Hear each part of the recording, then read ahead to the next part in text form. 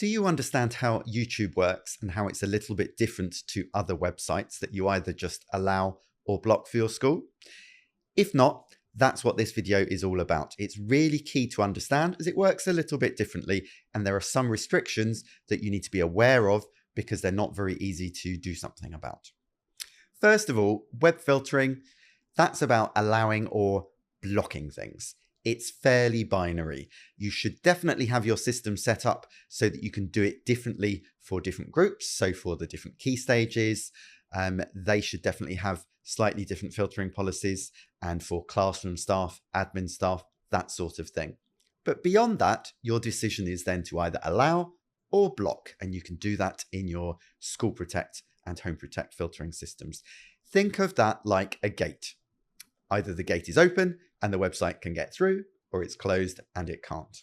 That works for all other websites, with the exception of Google Safe Search and what we're talking about today, YouTube.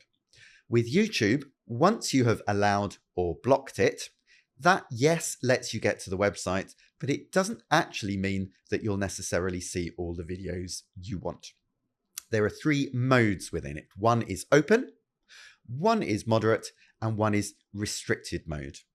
And they are hidden within the web page, so even if you can see it, you can't necessarily get to every video. Open mode is not appropriate for schools because nothing is blocked. Think of it as a big hoop, and any shape can fit through it. The small shapes can fit through it, different sizes, a massive block can go through, and that includes adult content. Moderate mode restricts some of these things. So imagine you've got different shapes that can fit through the holes. The bigger ones will not fit through, so adult content will be blocked. But if you've got a shape that fits through, it goes in, and that means you can view it no problem. For strict restricted, however, think of it as a smaller shape where even this small circle will not fit in. It's the wrong shape and it's too big. Whereas if you get a particular shape that works, it will slot in nicely, as you can see in this children's toy. So only certain things fit in certain modes, and you cannot change that. That is why when people say to us, can you allow just this video? It's not as simple as that, because you're restricted by the Google algorithm. Google runs YouTube. It's important to note that these different modes, the hoops and the buckets and the shapes, are all within the page. So it is not as if web filtering has blocked the page, even if the video is not working, because it's restricted, and it will say in the middle of the page, this video is restricted. If you look at the top, the web address for that video is still loading. It's loading the YouTube page. You've got the logo. Nothing is being blocked per se. It's the video within it, because that's the bucket you are accessing. If you were to try and get to YouTube and you get a block page from LGfL saying you cannot access YouTube, or it gives you a blank page with no YouTube logo, then probably that means YouTube is blocked for that group, and you can change that in the filtering.